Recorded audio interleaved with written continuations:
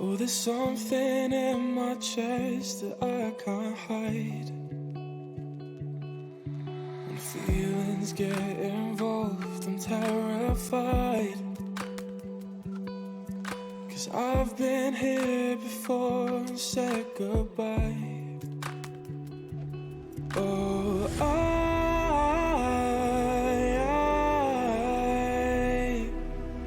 are you the one when I try to look, I wish I'd find? Oh,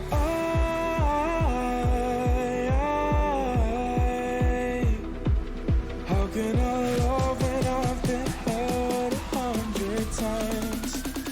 For you, I give it one more try.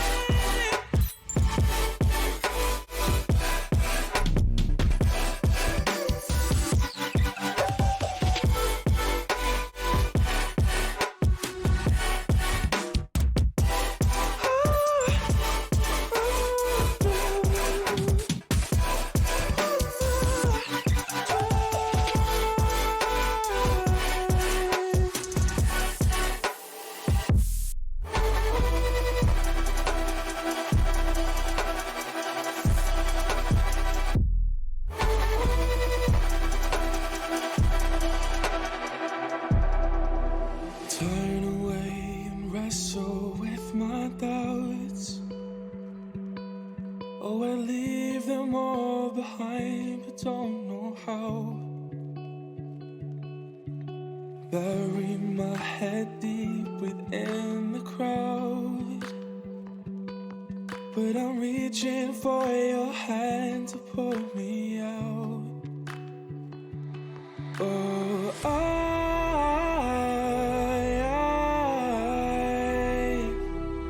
are you the one when I try to look, I wish I'd find? Oh,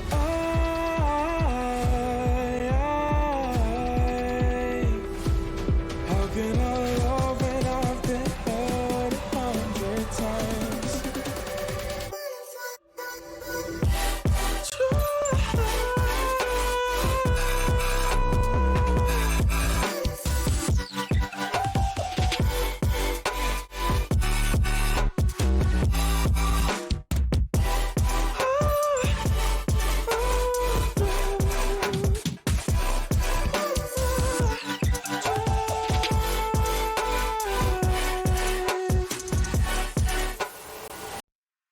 Okay.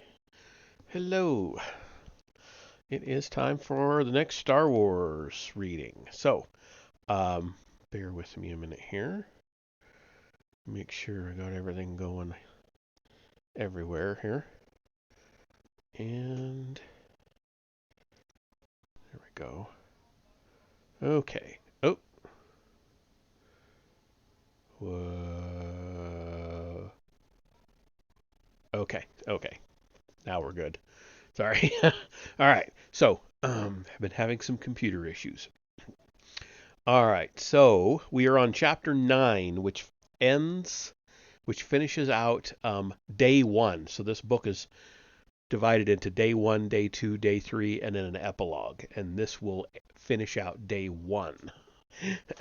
But we are 59% through the book before we even start the chapter. So the other 2 days are only a couple chapters each. All right. Malgus stared at the holotransmitter, now dark, in which he had communicated with the freighter that had a Jedi aboard.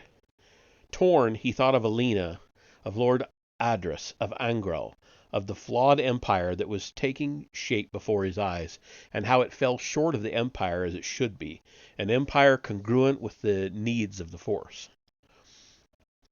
"They will be clear of the convoy shortly, Commander Jard," said Lieutenant Mack, the bridge weapons officer.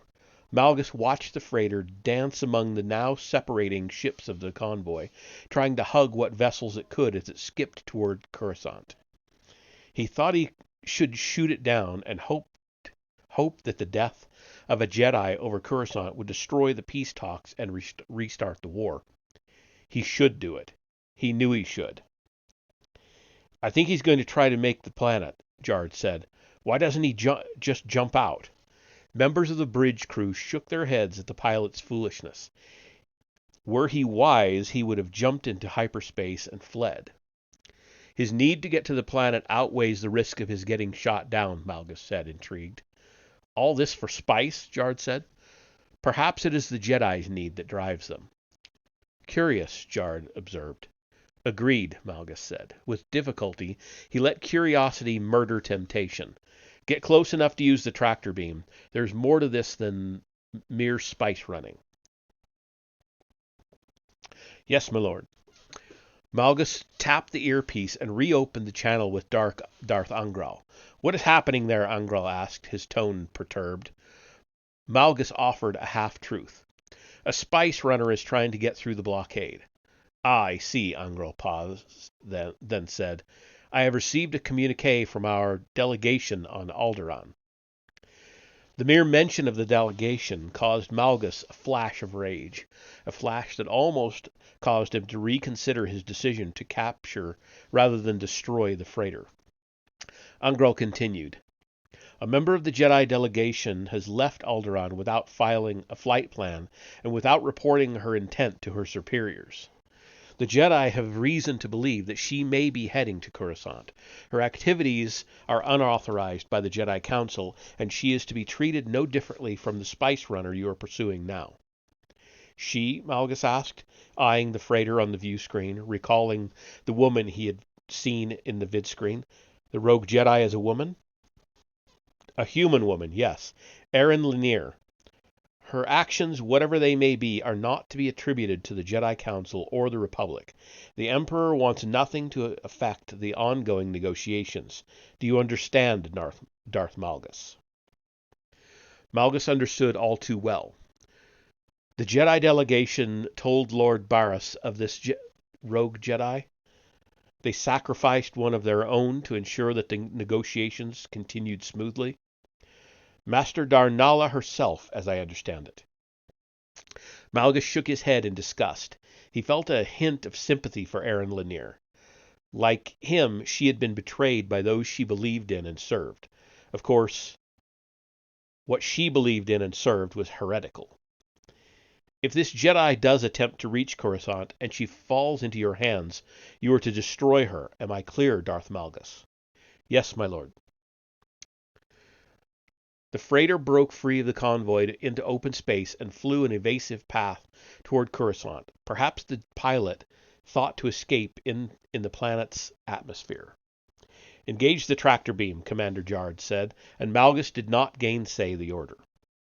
He cut the connection with Angral. He had disobeyed an order, taken the first step down a path he had never before trod. He still wasn't sure why.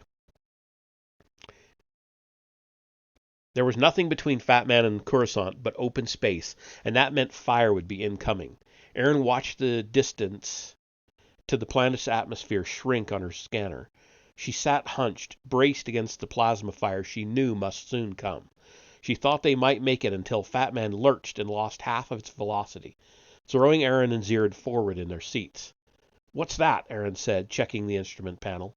Tractor beam, Zirad said, and pushed down hard on the stick. Fat Man dived, her nose facing the planet, and Erin could see the night side of Coruscant. The lines of light from the urbanscape like glowing script on the otherwise dark surface. Excuse me. The ship was not accelerating. Alarms wailed and Fat Man's engines screamed, battling with the tractor beam, but losing decisively. The cruiser started to reel them in. Cursing, Zirad cut off the engines, and Fat Man's reverse motion increased noticeably.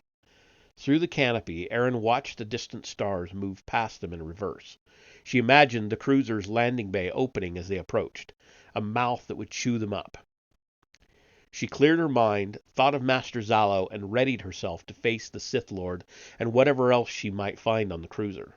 She reached into her pocket, traced her fingers over the single stone she'd brought from Alderaan, the stone from the Natolan calming bracelet Master Zalo had given her.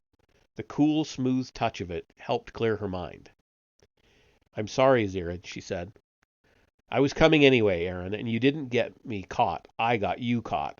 And anyway, don't apologize yet. His hands flew over the instrument panel. No Imperial tractor beam is holding my ship. I have to get back to Volta and my daughter. He ratcheted up the power of the engines, though he didn't yet engage them. The ship vibrated as Zirid backed up the power and held it just before the exchange manifolds, a river of energy gathering behind a dam. What are you going to do? Aaron asked, though she suspected she knew. Shooting this cork out of the bottle, he said, and diverted some more power to the engines. He made as though he were shaking a bottle of soda water. Get yourself strapped in, Aaron. Not just the lap, all 5 points. Aaron did so.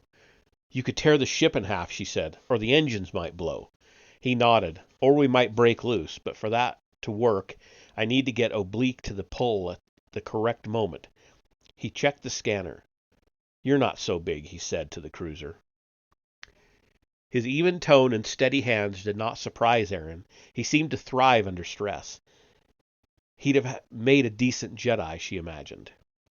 She checked the distance between the cruiser and Fat Man, the speed the beam was pulling them. You have 5 seconds, she said. I know. 4. Do you believe that's helpful? 2. He tapped another series of keys, and the engines whined so loudly they overwhelmed the alarm. 1 second, she said.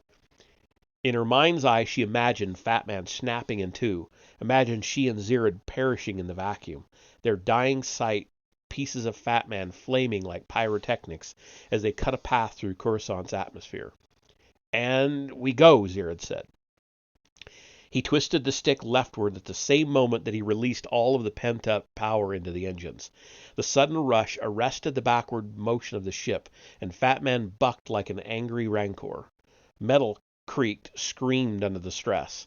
Somewhere deep within the ship, something burst like a hiss. With a hiss.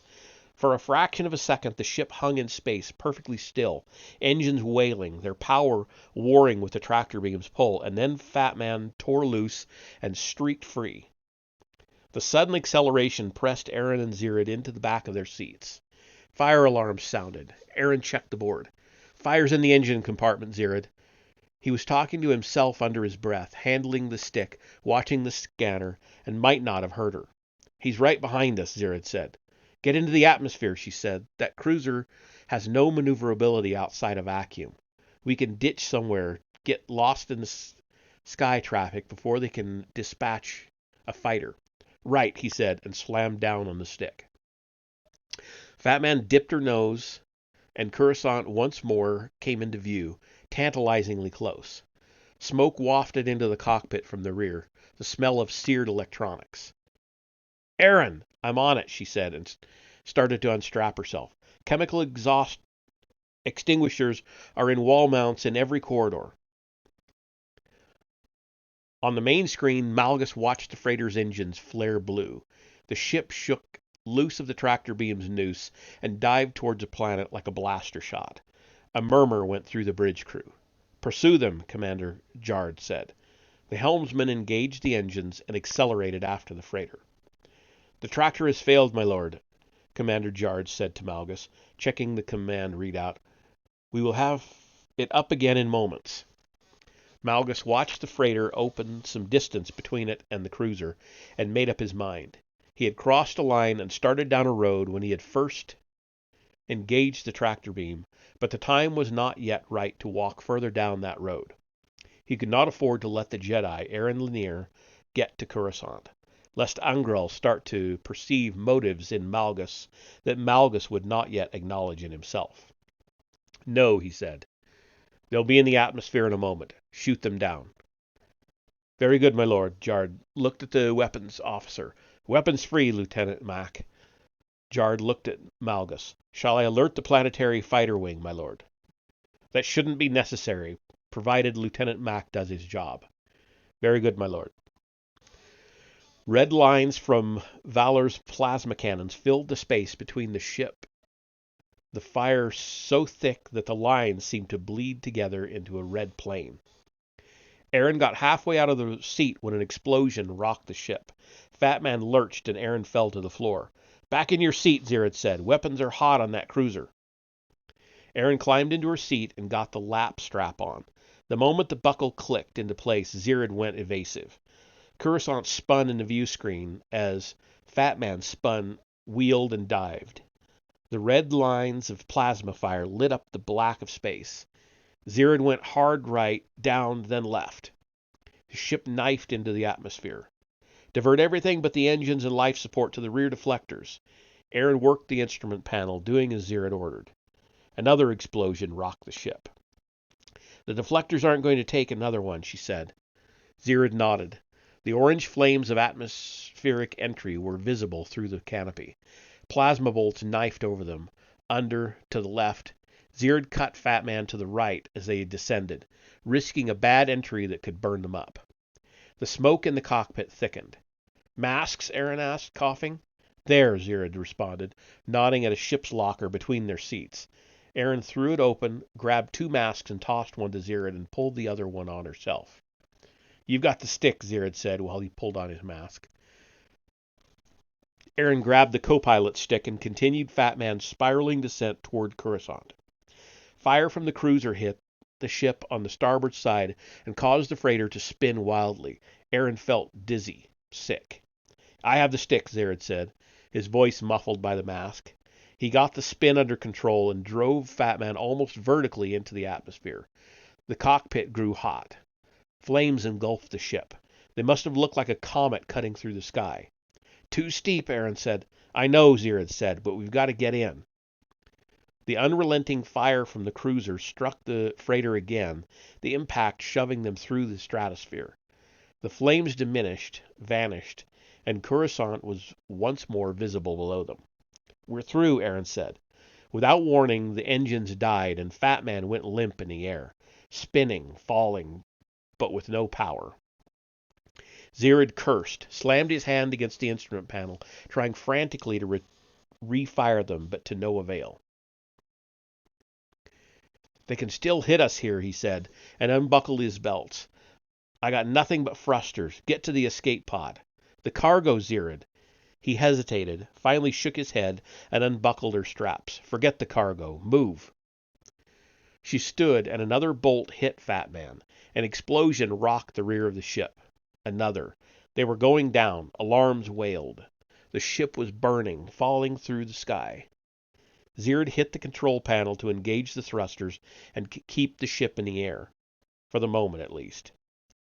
"They're dead in the air," Lieutenant Mack announced, "drifting on thrusters." Commander Jard looked to Malgus for the kill order. Vrath, too, looked on with interest. The freighter hung low over Coruscant's atmosphere. It limped along on thrusters, trailing flames from its dead ion engines. They could rope them back in with the tractor. "Shoot them down," Malgus ordered. Out of the corner of his eye, he saw Vrath smile and cross his arms over his chest. Explosions in the rear of Fat Man started to spread, and secondary explosions worked their way forward in a series of dull booms. They would never make it to the escape pod. Aaron activated her lightsaber. "Grab hold of something." "What are you doing?" "Getting us out." "What?" She did not bother to explain. Bracing herself and holding on to her seat strap, she stabbed her blade through the transparent steel of the cockpit canopy and opened a gash. The oxygen rushed out of the cockpit while the pressure equalized. Their masks allowed them to breathe, despite the thin atmosphere. The cold startled Aaron. She used her blade to cut a door out of the canopy. The thin air whipped by, whistling. "We're 50 kilometers up, Aaron," Zirid said, his voice rising for the first time. "The velocity alone." She grabbed him by the arm and gave him a shake to shut him up. "Do not let go of me no matter what. Do you understand? No matter what." His eyes were wide behind the lenses of his mask. He nodded. She did not hesitate. She sank into the force, cocooned them both in a protective sheath, and leapt out of the ship and into the open air. The wind and velocity tore them backward. They slammed into the ship's fuselage and whipped through the flames pouring out its sides. At almost the same moment, plasma fire from the cruiser above them hit Fat Man dorsally, and the ship exploded into an expanding ball of flame. The blast wave sent them careering crazily through the sky and set them to spinning like a pinwheel. For an alarming moment, Erin's vision blurred, and she feared she would lose consciousness, but she held on to awareness with both hands and fought through it. Zirid was shouting, but Erin could not make it out. Her stomach crawled up her throat as she plummeted, spinning wildly toward the planet below. Her perspective alternated crazily from flaming pieces of Fat Man to Coruscant below, to the sky above, and the distant silhouette of the Imperial cruiser to Fat Man again. The motion was pulling the blood from her head. Sparks blinked before her eyes. She had to stop the spinning or she would pass out. She made her grip a vice around Zirid and used the force first to slow, then to stop the spin. They ended up hand in hand, passing through clouds, falling at terminal velocity toward Coruscant's surface. Malgus watched the freighter disintegrate into flaming debris over Coruscant. He expected the faint touch of the Jedi's force signature to disintegrate with it, but he felt it still. Magnify, he said, leaning forward in the command chair. The image on the view screen grew larger. Chunks of jagged steel and a large portion of the forward section of the ship burned their way toward the surface. Did an escape pod launch before the ship exploded? No, my lord, Jard said. There were no survivors. But there had been. The Jedi, at least, had survived. He could still feel her presence, though it was fading with distance, a splinter in the skin of his perception. He considered dispatching fighters, a search party, but decided against it. He was not yet sure what he would do about the Jedi, but whatever it was, he would do it himself. Very good, Commander Jard. Well done, Lieutenant Mack. He turned to Vrath. You are done here, Vrath Zizur. Vrath shifted on his feet, swallowed, cleared his throat. You mentioned the possibility of payment, my lord? Malgus credited him with bravery, if nothing else. Malgus rose and walked over. He stood 20 centimeters taller than Vrath, but the smaller man held his ground and kept most of the fear from the slits of his eyes. It is not enough that you've killed a rival and destroyed the Engspice your employer wished to prevent reaching the surface. I did not. Malgus held up a gloved hand. The petty squabbles of criminals hold little interest for me. Vrath licked his lips, drew himself up straight. I brought you a Jedi, my lord. That was her on the holo. So you did. Will I be paid then? Malgus regarded him coolly, and the small man seemed to withdraw into himself. The fear in his eyes expanded, the knowledge that he was a lone prey animal surrounded by predators. I am a man of my word, Malgus said. You will be paid. Vrath let out a long breath. Thank you, my lord. You may take your ship to the planet. The coordinates will be provided to you, and I will arrange for payment there. And then I can leave? Malgus smiled under his respirator. That is a different question. Vrath took half a step back. He looked as if he had been slapped. What does that mean? I will not be allowed to leave? No unauthorized ships may leave Coruscant at this time. You will remain on the planet until things change. But, my lord, or I can blow your ship from space the moment it leaves my landing bay, Malgus said.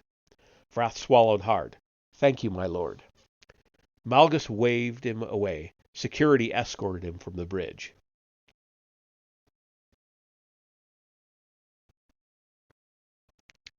I went too many. After the chaos of the cockpit, the quiet of the fall seemed oddly incongruous. Erin heard only the rush of the wind, the steady thump of her heartbeat in her ears. Zirid's fear was a tangible thing to her, and it fell with them. She felt free, exhilarated, and the feeling surprised her. To the east, Coruscant's surface curved away from them, and the morning sun crept over the horizon line, bathing the planet in gold. The sight took her breath away. She shook Zirad's arm and nodded at the rising sun. He did not respond. His eyes stared straight down, magnet of the iron to the magnet of the planet's surface. Erin allowed herself to enjoy the view a few seconds before trying to save their lives.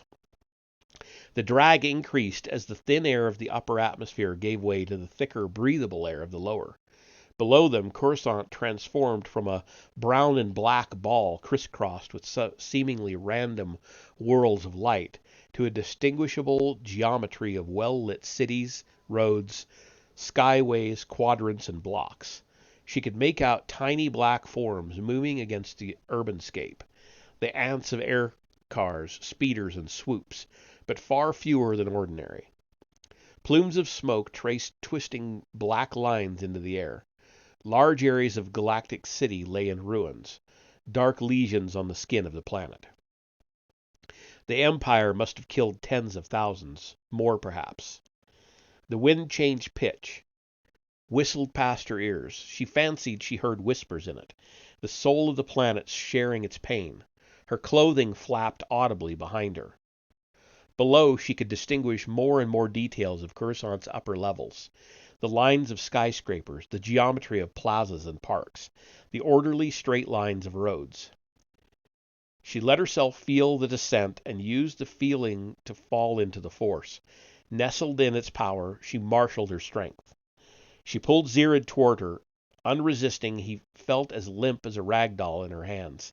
She drew him to her, under her, wrapped her arms and legs around him. "Ready yourself," she shouted in his ear. "Nod if you understand." His head bobbed once, tense and rapid. The buildings below grew larger, more defined. They descended toward a large plaza, a flat trapezoid of duracrete with stratoscapers. I guess that's their version of skyscrapers, anchoring each of its corners. "I will slow us," she shouted, "but we will still hit with some force. I will release you before we hit. Try to roll with the impact." He nodded again. She lowered her head, angled her body, and tried to use the wind resistance to create some slight motion forward rather than entirely downward. The ground rushed up to meet them. They passed through the ring of sky rises, plummeting past the roofs, windows, balconies. Given the hour, she doubted anyone saw their descent. She reached out with the force, channeled power into a wide column beneath them. She conceptualized the power as somewhat similar to what she would use when augmenting a leap, except that instead of a sudden rush of power to drive her upward, she instead used the power in a gentler, passive fashion. She imagined it as a balloon, soft and yielding at first, but providing ever-increasing resistance as they fell further into it. They slowed, and Zirad shifted in her grasp. Perhaps he did not believe it. Pressure built behind Erin's eyes. An ache formed in her head. The balloon of her power slowed them further. She could see benches in the plaza, a fountain. She could distinguish individual windows in the sky rises around them. They were 500 meters up and still falling fast. The pressure in her brain intensified. Her vision blurred. The ache in her head became a knife stab of pain. She screamed but held on. 400 meters. 300. They still slowed still more, and Erin feared she could not bear any more. 200. A second stretched into an eternity of pain and pressure. She thought she might burst. "Hang on, Erin," Zirad said, his voice muffled by the mask. He was rigid in her arms. 50 meters. They were still going too fast. 20. 10. She dug deep, pulled out what power she could, and expended it in a final shout, an expulsion of power that entirely arrested their descent for a moment. They hung in the air for a fraction of a second, suspended only by the invisible power of the force and Erin's ability to use it. And then they were falling free. She released Zirad, and they both hit the duracrete feet first, the shock of impact sending jolts of pain up Erin's ankles and calves. She rode the momentum of the fall into a roll that knocked the wind from her and tore a divot of skin from her scalp. But she was alive. She lifted herself to all fours, every muscle screaming, legs quivering, blood dripping from her scalp. She tore off her mask. "Zirid?" "I'm all right," he answered, his voice as raw as old leather. "I can't believe it, but I am all right." She sagged back to the Duracrete, rolled over onto her back, and stared up at dawn's light spreading across the sky. The long, thin clouds, painted with the light of daybreak, looked like veins of gold. She simply lay there, exhausted. Zirid crawled over to her, cursing with pain throughout. He peeled off his mask and lay on his back next to her. They stared up at the sky together. "Is anything broken?" she asked him. He turned to look at her, shook his head, looked back at the sky. "If we got out of this, I'm becoming a farmer on Dantooine, I swear it." She smiled. "I'm not joking." She held her smile. He began to chuckle louder, and the chuckle turned into a laugh. She could not help it. A wide smile split her face, followed by a chuckle, and then she joined him in full, both of them giggling hysterically at the dawn sky of a new day.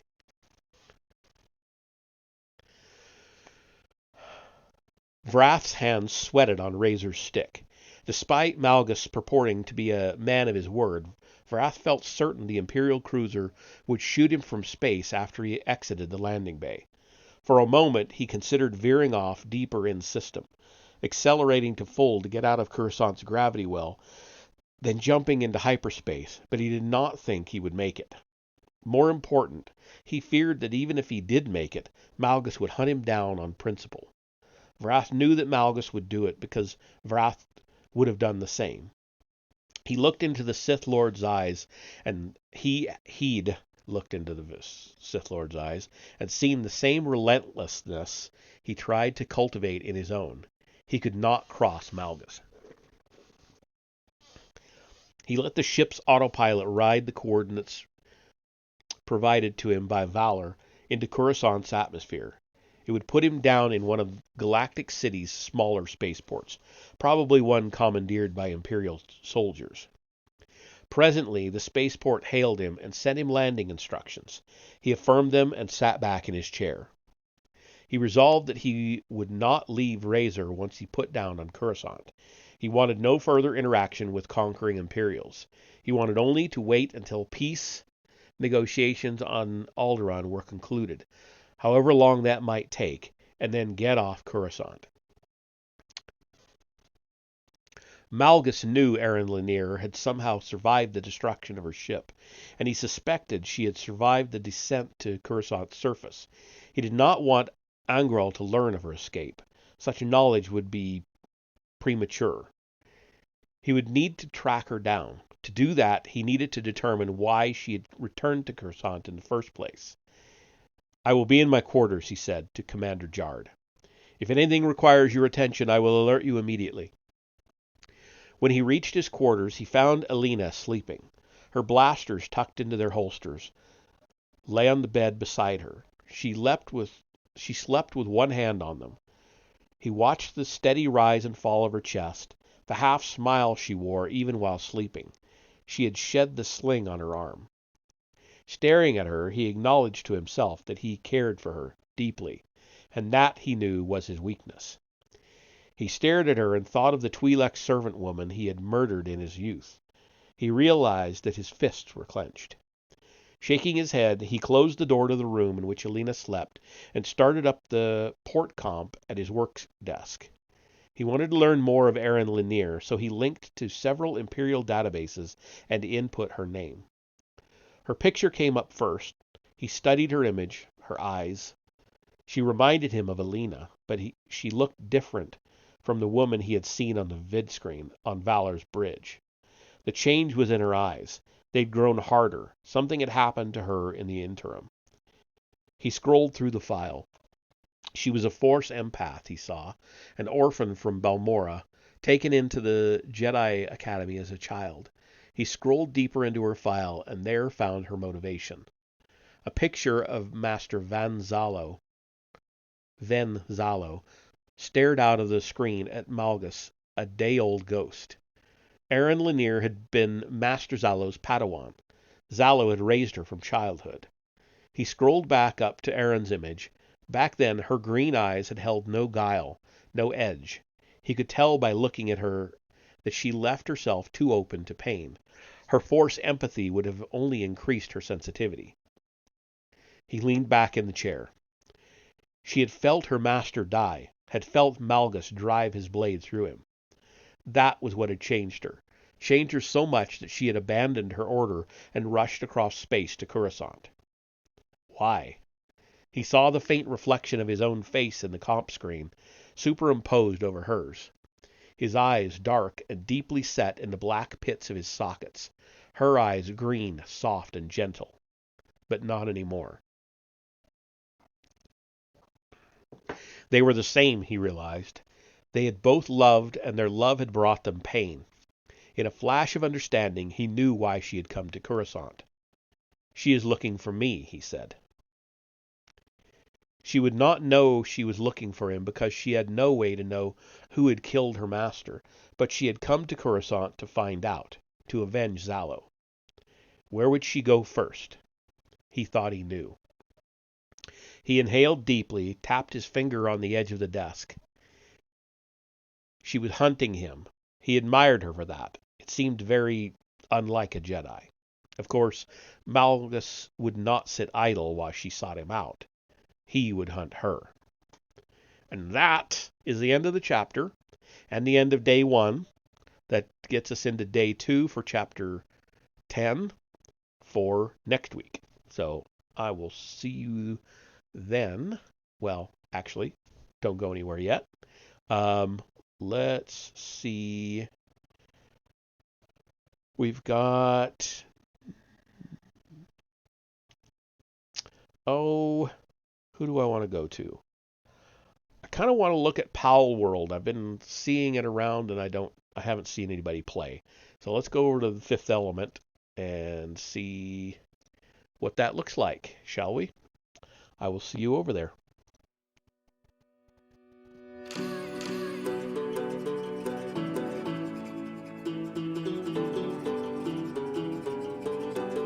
My heart is beating. I know one is broken, one is beat because I have seen the part. I have known about the play. I didn't have anything to say. Follow your heart. 369, spin refined. Sack it to me one more time. Get low. Get low, get low, get low, get low, get low, get low. To the window, to the walls, to the sled, drop down and fall. Hey, what it do, oh, y'all? What it is? Menace Gal Galard? Baby, welcome on in, baby. Shout you out. What were you getting down? You was just shouting? Ooh, what were you just shouting about? We'll give you a shout out as well.